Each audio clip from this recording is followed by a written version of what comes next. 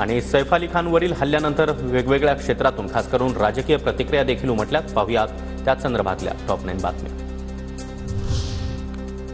मुंबई असुरक्षित आहे असं म्हणणं योग्य नाही। सैफ अली खानवरील हल्ल्याची पोलीस चौकशी करतायत। मुख्यमंत्री आणि गृहमंत्री देवेंद्र फडणवीस यांचं विरोधकांना प्रत्युत्तर।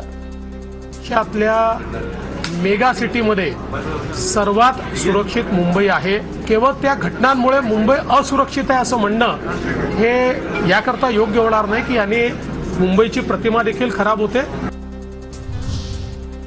मुंबईतील कायदा सुव्यवस्था ढासळते, मुख्यमंत्र्यांनी गांभीर्यानं घ्यावं, शरद पवार यांची टीका।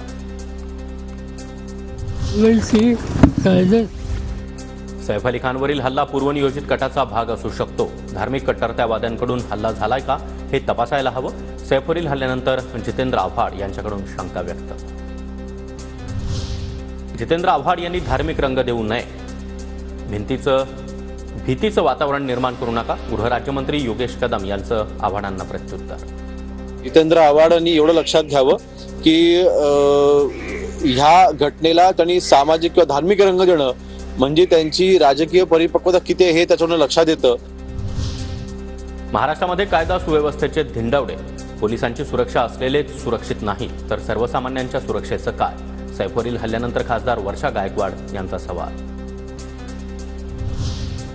90% पोलीस फुटलेले आमदार आणि खासदारांच्या सुरक्षेत राज्यात काय सुरू आहे? गृहमंत्र्यांनी विचार करावा, संजय राऊतांची टीका। या राज्याची 90% सुरक्षा पोलीस हे महायुती म्हणून जो काय प्रकार आहे त्यांचे आमदार जे फुटलेले लोक आहेत त्यांच्या सुरक्षेसाठी आहे। सामान्य माणसाला कोणती सुरक्षा नाही। व्यक्ती कोणत्या हेतून आलेला याचा तपास केला जाईल, हल्लेखोराला सोडणार नाही, राम कदम यांची प्रतिक्रिया। पुलिस इस पूरे मामले को खंगालेगी। आरोपी की क्या मंशा थी, क्या वो चोरी के बहाने से आया था या इसके पीछे और कुछ कारण थे, किसी को भी बख्शा नहीं जाएगा।